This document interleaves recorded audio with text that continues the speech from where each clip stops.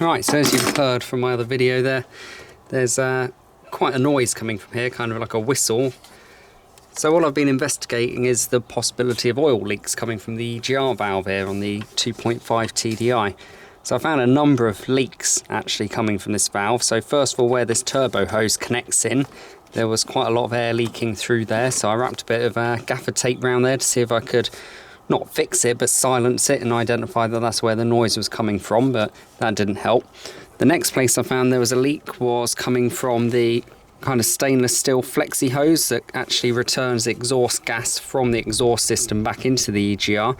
So the pipe almost looks like a press fit into this connector here, and it was leaking a bit of gas out of there. So I've actually welded all the way around there, and I'm happy that that's not leaking any gas now, but the thing's still whistling away.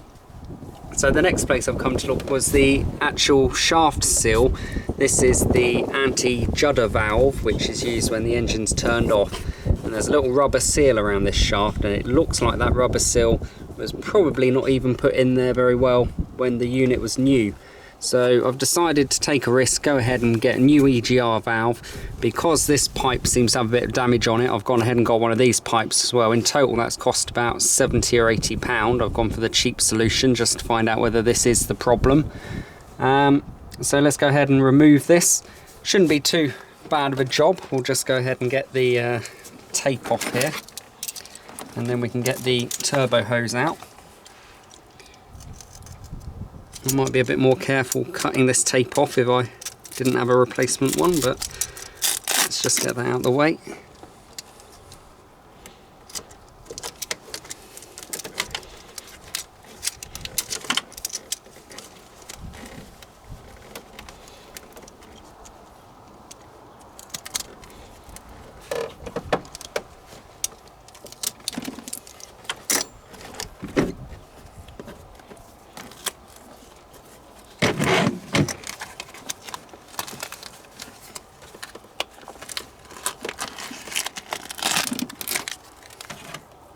Right, so to remove this hose we need to remove this spring clip. You can usually just grab them with your fingernails, but use a screwdriver if you're worried about cracking a nail on there. So the clip just comes off. We're going to want to get to the one underneath here really. I want this whole pipe out, so to do that we're going to have to take out this coolant reservoir. 2 screws here, just lift the reservoir out, don't lose the screws. Should be enough slack on all these cables and hoses just to move it out the way. To do that we're going to use the T25 Torx.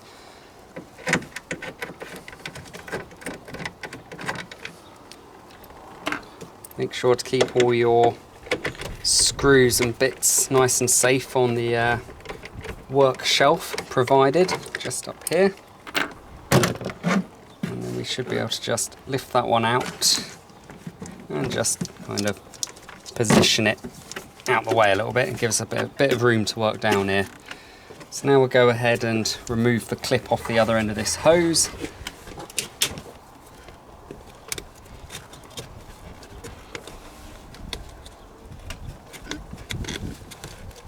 If you do have trouble pulling them out, you will need something else, such as a pick.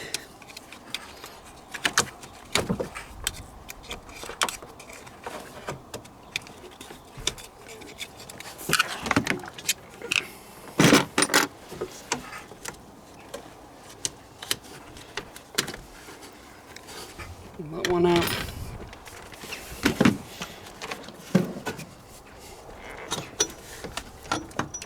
Quite normal for there to be some oil inside these pipes. If they do start to leak, the best plan is to just give them a real good clean around the seals there and put them back in, make sure the part they're fitting into is also clean. If they still leak, I'll find just a little bit of sealant wrapped around them, just a finger smidging around there, push them in, that should stop them from leaking. Now the other thing to note is where these sit against their clips, they actually kind of vibrate backwards and forwards with the engine. And what's actually happened here is these lugs, the bits that it grips hold of, are actually almost completely worn away on this one. Not so bad on this side. on this side there isn't much of that clip left, which means that this pipe will wobble excessively and will be much more likely to pass oil and leak. So that is a problem, and we've got a new one of those.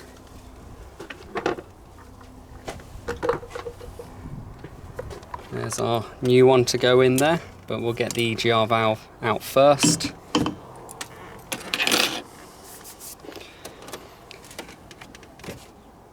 Right, so the EGR valve is attached to the air inlet manifold, which is here, and it's held in by 3 bolts. There's one down here, one there, and one that's quite difficult to get to on the bottom side, and that's quite difficult and fiddly, and it's quite likely to get dropped as you're trying to remove it, but that's where one is. The other connection here is the pipe here, and there's just 2 13mm hex socket bolts on there.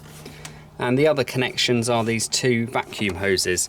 So we've got this one that goes to the anti-shudder valve, and we've got this one which is the actual exhaust gas recirculation valve. These are the vacuum hoses that actually actuate these components. Now what we'll do is you'll just carefully pull them off. And if you want to mark them up, that's up to you, but I remember that the longest one is the one that goes to the bottom, and the shortest one goes to the top. Just tuck them out of the way safely. Now, this bolt doesn't match the rest of the bolts because I did round one off on here before. So this is just a generic 10mm bolt. I've actually gone ahead and bought some brand new bolts as well, because I do find these hex heads suffer over the years. So we'll just remove that one by hand, and then I'm going to try and get to the difficult one underneath. Now to do that, I'm going to try and use just a standard Allen key.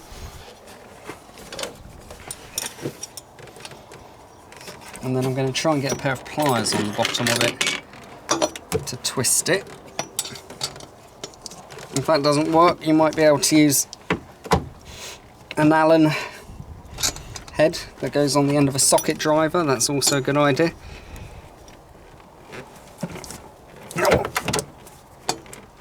There we go. I think that's it, or I've broken it. No, that's it.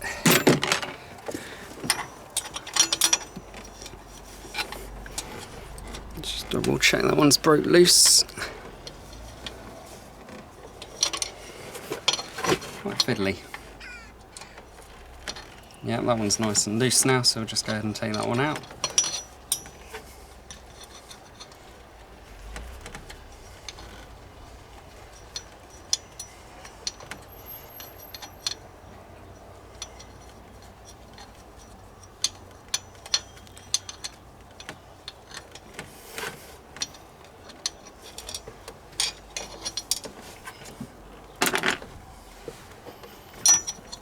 And the next one I'm going to do before I remove those completely is to undo these 2.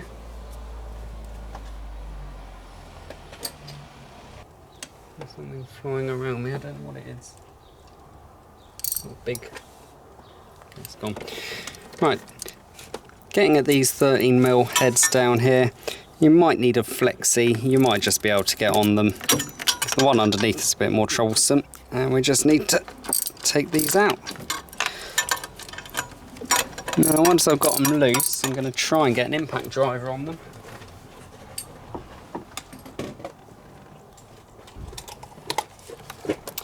Just to speed up the process a little bit.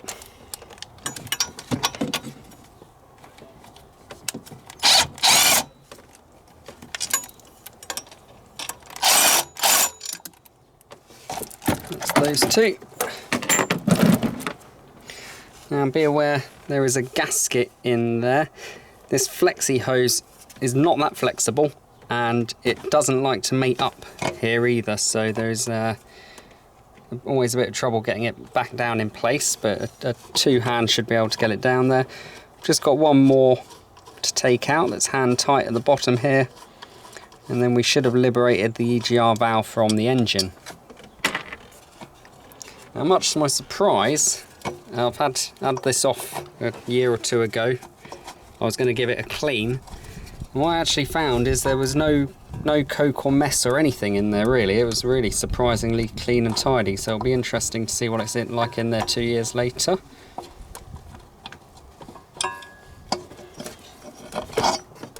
yeah, it's really pretty nice, really.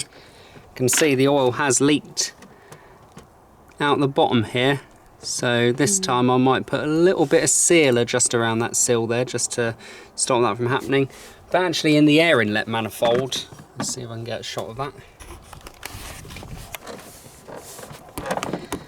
It's really quite clean and tidy. There's no signs of constriction, no massive build-ups in there. And I have had the inlet manifold off as well about 2 years ago, and it was quite clean then, so this engine in particular doesn't seem to have a problem with coking up its own EGR valve, which is nice. Right, so there is a gasket on there, needs to come off. I think it's a copper gasket.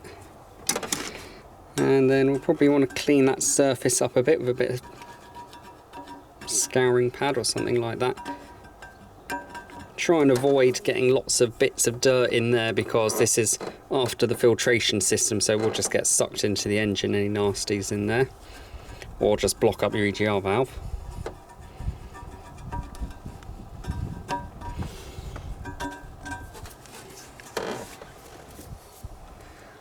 So the next plan is to clean up all of these mating surfaces. So this surface here, you can't really see, but that wants a good clean up, wants to be oil and dirt free before we try and make a new seal on it, or it will leak again. This one wants to be relatively clean. It's not too bad, but that wants to be mainly cleaned off. Now I've read some articles online that suggest that using any kind of clutch cleaner on here can actually get in there and damage the seals, especially in the EGR valve.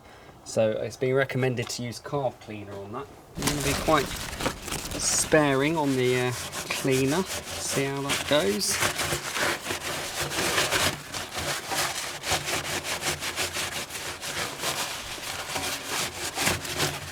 Yeah, it doesn't clean it anywhere near as good as the brake cleaner does.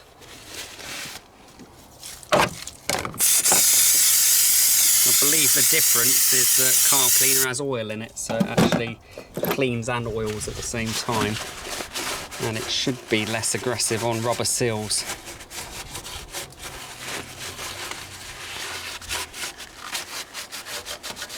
But anywhere you've got engine oil kind of seeping already will probably be the first place that oil will start to leak out of these things.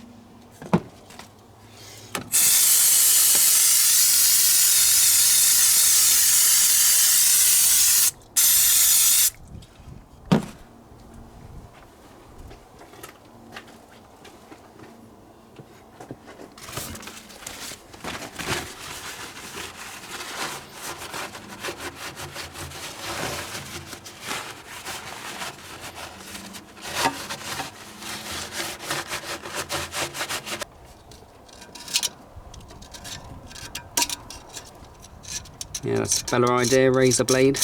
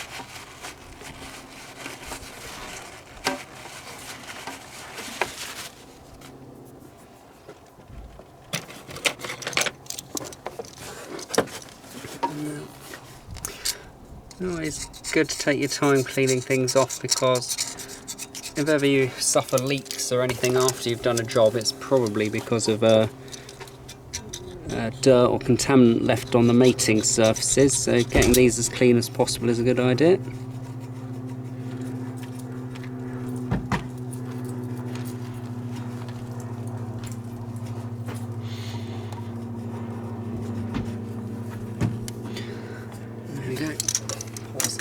Right, now that we've got it all cleaned, let's have a little look at the two units we've got here. First thing I noticed, this unit's actually heavier, the new one. Looking at them, they are very, very similar, possibly the same aftermarket casting. One thing I noticed, this seal here on this shaft, this one is damaged and it doesn't really look up to much. When you compare it to this one that's on the newer one, it looks to be a much thicker seal, and it's also been bedded in there much better. Other than that, the components all look very similar. This one's branded, the new one, GMH, and it actually has the Volkswagen part number on it, and this one that's come off has no markings on it whatsoever. But apart from that, they look extremely identical in every way. Okay, so we're pretty much ready to start fitting the new one in. As I noticed the other one was leaking around this seal here, I'm going to add a very small amount of sealer on there. Now, whenever you're using a sealer based here, an RTV, you really want to make sure it's up for high temperatures and oil contact. Not really advisable to use anywhere where you're in contact with diesel or petrol, because it won't seal that very well. Now, I'm not trying to get a lot on there, I'm just trying to get a nice even amount rubbed around the rubber seal itself, just so that when it presses against that metal, I've got that extra barrier there. You definitely don't want a thick bead, because if you pull a bead around there, what will happen is it will squirt out on the inside and it'll end up getting into the engine, possibly clogging stuff up. So it really is just to press it down in there with the finger. Probably want to wear gloves, this stuff isn't too good for you. Now, where's the bottom of it? I'm just going to rub a little bit more around the bottom, as that seems to be the place it will seep. And I'm going to try and get it on the outside of the rubber ring there. There we go. So we'll try and offer that one back up into place. I've also treated myself to a nice set of new screws, because the ones that are coming out are getting a bit dog-eared. Managed to get these from a local supplier of fixings, and I believe these are an M6 by 25 socket cap. I've used stainless steel here, generally best because it doesn't react with the other metals. Right, so now we've got to try and manoeuvre this one back into place.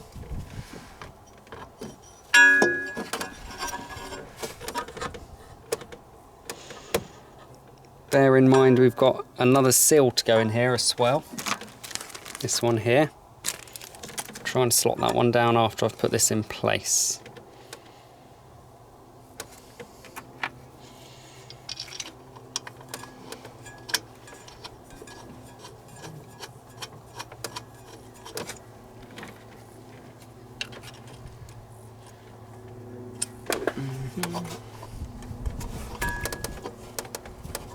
More difficult to get that one up there.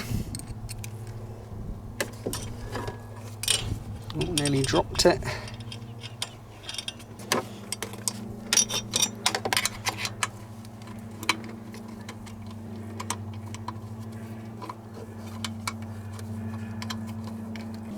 Right, so when we're putting this back on, because we've got a sealed surface there, we don't want to do one of these up tight. We need to get them all just in there, nice, and get the third one in, and then we really want to try and apply pressure in an even way, so that we don't end up pinching or making the O-ring sit at a funny angle. So we'll actually, you know, do this one up finger tight, then that one finger tight, then that one finger tight, and then we'll go round again and do them all a little bit more. Try and get the most difficult one in, which is this hidden one underneath. Once you know where it is, it's not actually too bad.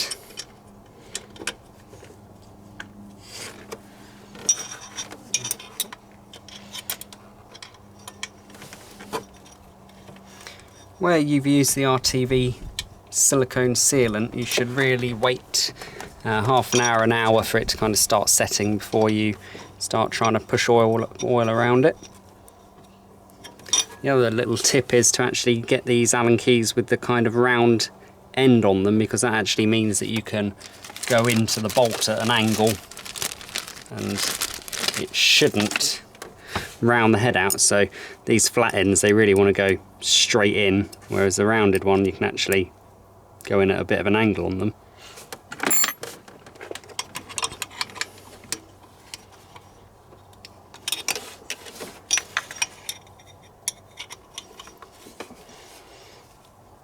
So just work around in a circle now, tightening them up.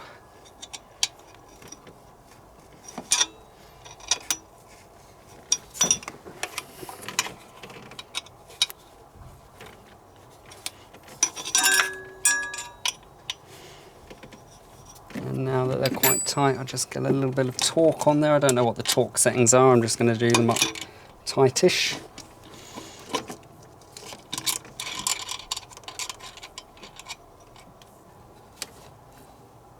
That should be it really.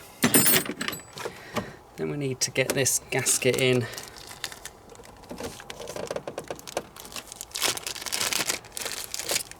Now these are really a one-use gasket, I believe. What I'll do is I'll pop it in there dry at the moment. If ever I have to undo it again and you want to reuse these, a little bit of heat-proof silicone around there. Again, just a very thin smearing on there should allow that to seal up a second time. By the time you've used them like 3 or 4 times, they're really getting a bit flimsy and want to be replaced. I do believe they're recommended as a one-use only gasket. And the other problem I have here is this pipe doesn't line up exactly. You have to kind of pull it into place, and I do need a bit of help doing that. Generally what I try and do is get one bolt just holding it, and then I have to kind of twist the pipe with 2 hands to get it to line up. So if you struggle at this point, you may need a helper. And again, I'm going to go in with new bolts on this. It looks like these bolts, the washers are pre-fixed actually, but they are beginning to look a little bit worn out on the threads. These ones are considerably longer. They are longer, even though they are purchased following the part number. So the part number says that they're the part number says they're a 25, but it actually looks like they're a 20. I think I'll go back with the originals for now. Don't want to drive them in there too far. I'm going to start by trying to get the top one in.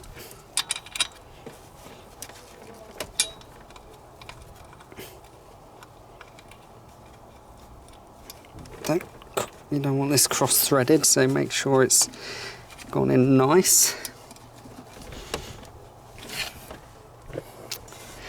And then once I've got the top one in, you find that the bottom one has to twist around.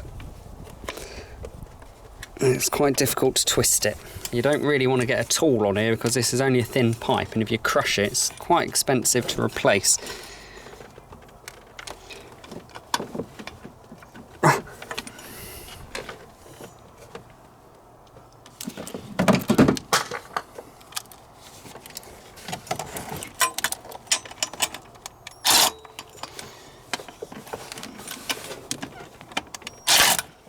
Like, we're going to have to get 2 hands on there and put the camera down for a minute. So getting this bottom bolt in is quite hard work, and I think some of the reasons why this pipe doesn't meet up with this one so well is because I've actually got an aftermarket exhaust manifold on this, a cast iron one, and I believe where the port is for this pipe to connect is only roughly in the right place, so that does cause a bit of a problem. As I say, it is flexi, but it's not exactly flexi. It does take, you know, 2 people. Maybe if I was stronger I could do it, but to grab hold of it and kind of twist it around and push this flange at this end to make sure they line up. Now that I'm sure I've got both of those in and they're not cross-threaded, I'm going to use the impact driver just to save a little bit of time. There's that one.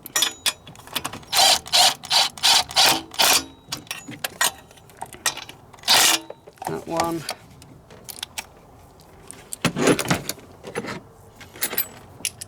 And then I'll just use the hand ratchet to make sure they're done up nice and tight.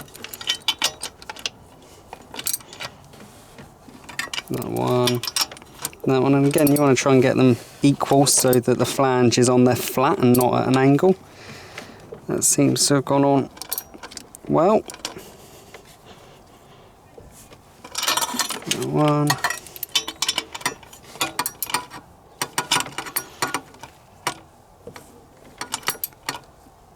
And that one. Great. Get these vacuum tubes back on while I remember. So the shortest one to the top, longest one to the bottom. You don't want to get them muddled up, because if you do, it's quite a difficult job at looking up the diagrams of where all the hoses and stuff go and trying to figure out which solenoids they're connected to up this end.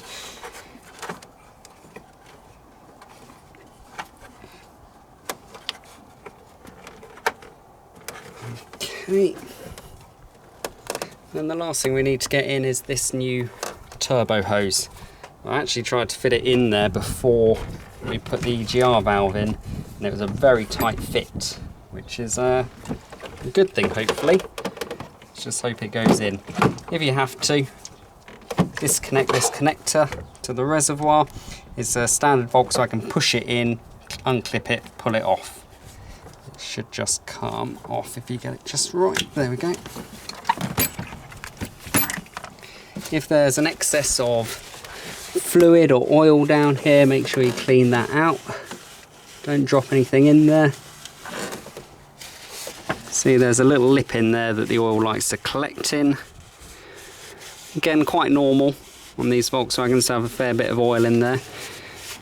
It is probably coming from the exhaust gas recirculation and the oil breather on the engine, but it could also be coming from your turbo bearing seal, and that may need doing at some point, but until you're blowing lots and lots of smoke, it shouldn't be a problem. Then fingers crossed this one will fit that end, and then fingers crossed I can work it in at this end. It does feel to be slightly different size, this one.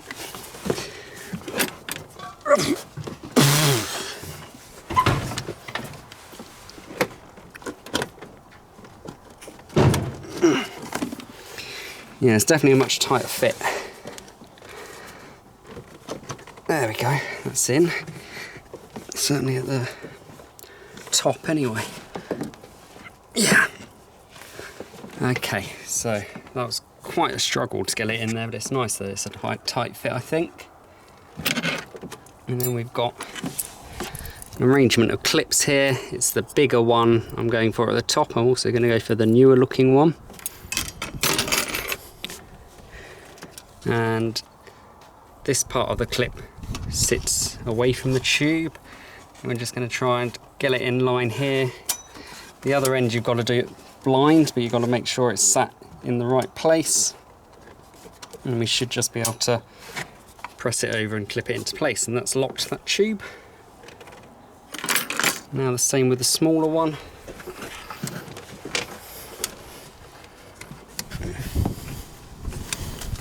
Oh. That's that one.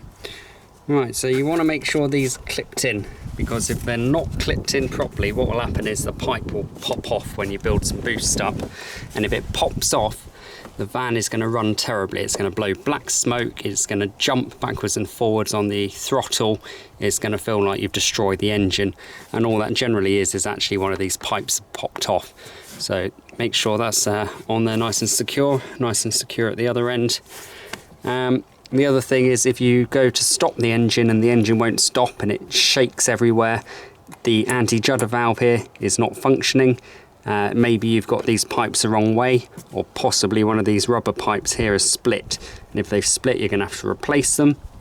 if you have someone watch under the bonnet, when you turn the engine off, this should pop round like that. Of course, my coolant fluid level light might come on because I've disconnected the sensor, but it doesn't need resetting. It will clear itself after a couple of cycles. See if she can start the van.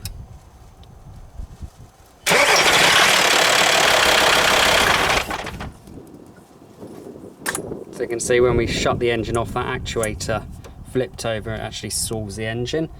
You may have noticed some smoke rising from this pipe, but it's not a leak, it's just where I've got my oily hands on the pipe, and as that gets very hot very quick, it's just going to burn that oil off. And the noise has been completely eliminated now, so that's a good fix. Fantastic. Good work.